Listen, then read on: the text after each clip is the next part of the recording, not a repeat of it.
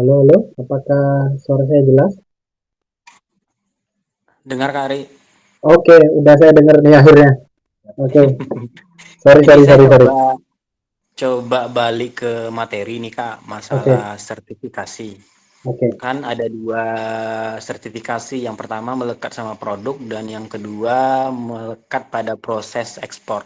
ya, Nah, kalau sertifikasi yang melekat pada proses ekspor kan kita tinggal minta bantu sama forwarder ya. ya, betul, Dan sertifikatnya apa aja nanti kita tanya sama permintaan buyer, tergantung permintaan betul, buyer. Nah, betul. yang saya tanyakan masalah sertifikasi yang melekat pada produk. Misalnya Oke, produk saya misalnya kopi atau kelapa. Nah, itu hmm, sertifikatnya apa aja yang dibutuhkan, itu saya carinya di mana, Kak ya? oke. Yang pertama itu ada toolsnya. Yang pertama itu ada toolsnya. Nanti akan kita bahas di menentukan negara tujuan ekspor. Itu akan kita bahas. Kemudian yang kedua itu kita bisa cari di ITPC atau atas perdagangan. Nah itu biasanya mereka selalu mengadakan Zoom meeting tentang informasi akses pasar. Jadi biasanya dia ada beberapa produk A ada beberapa sertifikasi, produk B ada beberapa sertifikasi, C ada beberapa sertifikasi. Jadi kedua itu adalah tools yang bisa kita pakai. Nah, kemudian kita bisa tanya ke siapa? Tanya ke bayarnya juga. Biasanya bayar akan memberikan atau menginformasikan mereka itu butuh apa aja. Nah, misalkan ya suatu bayar dia butuh sertifikasi A, B, C, D, E. Nah, baru kita setelah mendengar atau melihat sertifikasi tersebut, baru kita bagi-bagi nih, mana yang eh, sertifikasi atau dokumen yang melekat pada proses ekspor, mana yang sertifikasi atau dokumen yang melekat pada produk. Kalau sertifikasi yang melekat pada proses ekspor ini sedikit lebih tenang kita, karena biasanya proses pembuatannya cepat, bisa didelegasikan ke forwarder. Tapi kalau misalkan sertifikasi yang melekat pada produk ini harus diurus jauh-jauh hari. Tapi biasanya rata-rata ya, rata-rata adalah kalau soal kopi dan juga apa sih namanya kelapa ya, hasil kelapa itu nggak jauh-jauh dari halal. Kemudian yang melekat pada produk ini halal, organik. Kalau memang bayarnya ini high class, itu biasanya organik. Kemudian yang ketiga biasanya BPOM dari negara sana. Entah dia misalkan Korea ya berarti approval dari KFDA. Nah ini tektokan lagi dengan bayarnya.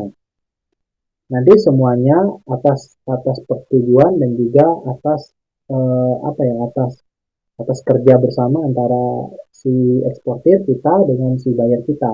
Nanti bayar kita itu butuh apa aja kita bantu untuk penuhi. Kurang lebih seperti itu. Oke. Oke, makasih Kak Ari. Oke, sama-sama. Jadi tidak perlu apa ya, tidak perlu terlalu takut tentang sertifikasi yang melekat pada produk. Biasanya negara itu nggak minta macam-macam, kecuali negara-negara Eropa mungkin ya. Kalau negara-negara Asia, Asia Timur, Asia Barat, Middle East itu biasanya ya kurang lebih sama dengan Indonesia. Paling dia minta yang namanya fitosanitary atau karantina. Nah, fitosanitary dan karantina ini kan sertifikat yang melekat pada pada proses ekspornya. Jadi kita nggak perlu khawatir. Kalau misalkan Asia-Asia ya paling halal, seperti saya halal. Kemudian ada beberapa buyer yang dia minta HACCP, tapi kita belum bisa penuhi karena memang HACCP ada beberapa indikatornya untuk bisa mengajukan HACCP. Sehingga kita postpone dulu. Nggak apa-apa kalau kita bilang kita belum ada HACCP, tapi kita akan bikin, mau nggak nunggu. Biasanya buyer ada yang mau, ada yang enggak. Jadi nanti kita akan sesuaikan bagaimana kemampuan perusahaan kita dengan permintaan si buyer ini.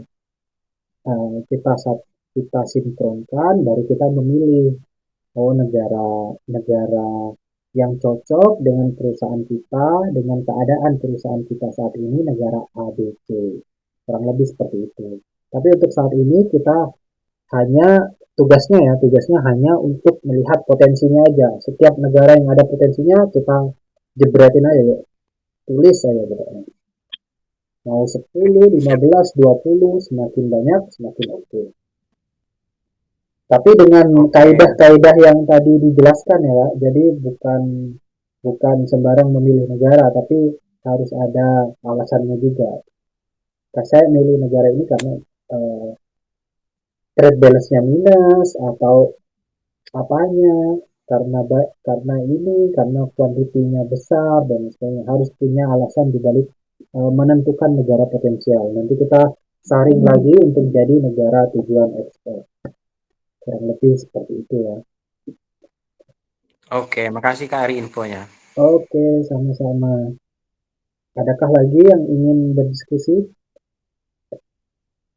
Halo, Ya, halo, ya, halo. ya, Hmm, Helma. oke, Mau tanya nih, ya, kan saya awal mula ya, pemula gitu. Nah, terus kalau misal mau cari supplier buat kayak yakinin buat kayak kita mau produk ke ekspor gitu gimana Pak? Meyakinin apa supplier buat supplier ya. kayak kerjasama gitu, ya Oke. gitu. Eh, Soalnya kan kita awal mula gitu, soalnya kita eh, apa pemula gitu, buat suppliernya yakin sama kita kerjasamanya gitu. oke. Gimana ya? Jadi Terima kasih. eh, sama-sama. Jadi eh, untuk supplier kemasan dan juga apa ini saya coba cek dulu ya. Kemasan, supplier, kemudian manajemen produksi, dan juga MOU. Ini akan kita bahas di meeting kedua ya. Jadi meeting minggu depan. Tapi karena ini ada pertanyaan, bolehlah kita jawab sedikit-sedikit ya. Jadi untuk meyakinkan supplier, yang pertama adalah kita harus belajar terlebih dahulu tentang produk knowledge-nya. Apa yang mau kita apa yang mau kita datengin supplier apa? Supplier contoh misalkan kerajinan tangan ya, kita at least kita harus belajar tentang kerajinan tangan di sana, dibuat dari apa, ukurannya, ini segala macam. Basicnya itu harus diketahui terlebih dahulu. Nah, sehingga nanti ketika kita komunikasi itu lebih nyaman. Nah, setelah itu kita harus bisa membedakan nih, ini supplier menengah besar atau menengah kecil. Kalau supplier menengah besar, biasanya kita selalu titik beratkan pada potensinya. Saya punya potensi produk Anda ke negara ini, itu yang dibicarakan. Memang harus dibicarakan, memang ada topik-topik lain di awal, tapi titik beratnya ada pada itu. Sedangkan kalau misalkan supplier menengah kecil, itu biasanya dia ada di emosional, pendekatan emosional, sehingga kita harus sopan, kemudian kita harus menggunakan kata-kata yang baik. Setelah itu kita jangan terlalu kaku, tapi friendly dan lain sebagainya. Nah, untuk lebih jelasnya nanti kita akan jelaskan di meeting kedua ya untuk masalah supplier, mulai dari pencarian supplier dan bagaimana negosiasinya dan apa aja yang harus ditanyakan ke supplier tersebut. Untuk saat ini fokus terhadap eh, penentuan produk, analisa potensi negara, sama HS code-nya. Itu dulu aja. Eh, Tiap minggu kita akan terus berkembang untuk materi dan juga tugasnya, sehingga teman-teman nanti tiap minggunya pasti ketemu jawabannya ya dari apa yang dipertanyakan saat ini. Kurang lebih seperti itu ya Pak jawabannya ya. Secara secara Oke, singkat siap. kurang lebih seperti itu. Tapi detail nanti kita akan bahas di meeting kedua ya. Kak, terima kasih udah. Halo, Oke, saya Kak, silakan. saya Kak.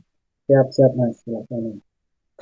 Saya mau tanya nih, CV Nah, kalau modalnya 150 juta itu apa juga bisa ekspor?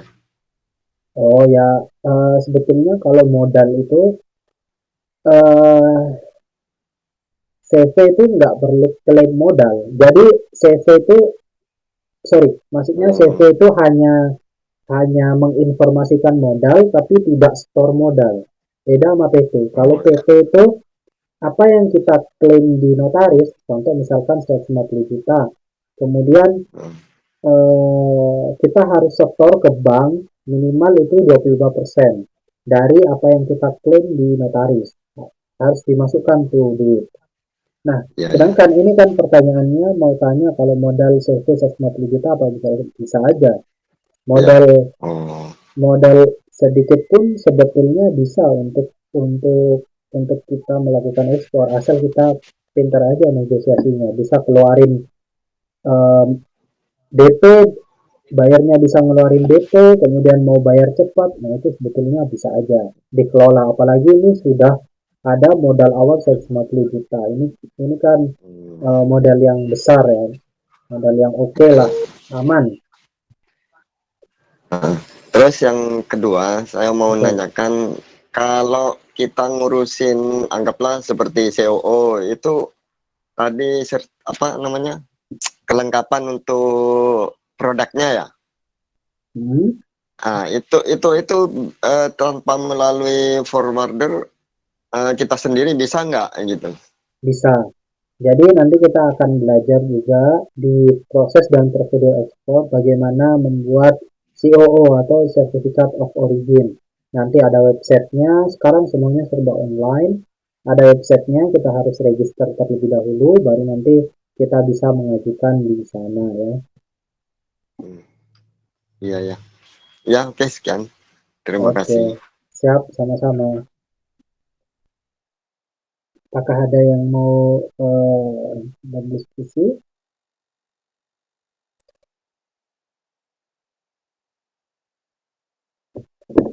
Ini sudah jam 10 mungkin ya, teman-teman. Mohon maaf ini agak agak malam ya, karena memang antusiasmenya luar biasa. Jadi saya harapkan nanti semangatnya tidak luntur ya, tetap semangat 45 seperti malam hari ini.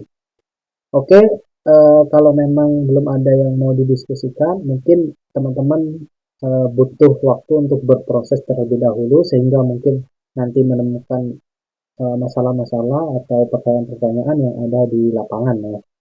Silakan aja teman-teman. Kalau misalkan belum waktunya meeting, bisa tanyakan di WA. Nanti insya Allah saya standby di sana. Oke, jangan lupa Oke ya. siap. Oke, Terima kasih.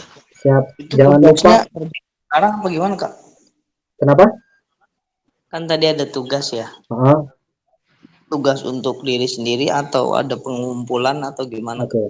Jadi tugasnya nanti kalau yang saat ini itu untuk diri sendiri ya, untuk pengembangan mandiri. Tapi nanti ada tugas yang dikumpulkan seperti company profile dan lain sebagainya.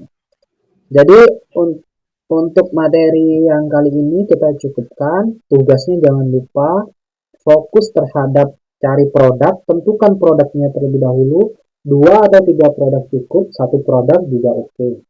Kemudian HS code-nya, cari HS code-nya, HS code produknya, kemudian analisa apakah produk ini memiliki potensi ekspor. Kalau ada, ke negara mana aja, pilih terserah 15 negara boleh, 10 negara boleh, 20 negara boleh. Dari tools yang sudah kita sama-sama bahas tadi ya, export potential map dan juga trade map dan juga di basic-basic seperti Google. Oke, Oke. sekali lagi di akhir, apakah ada yang mau bertanya lagi sebelum saya tutup? Cukup.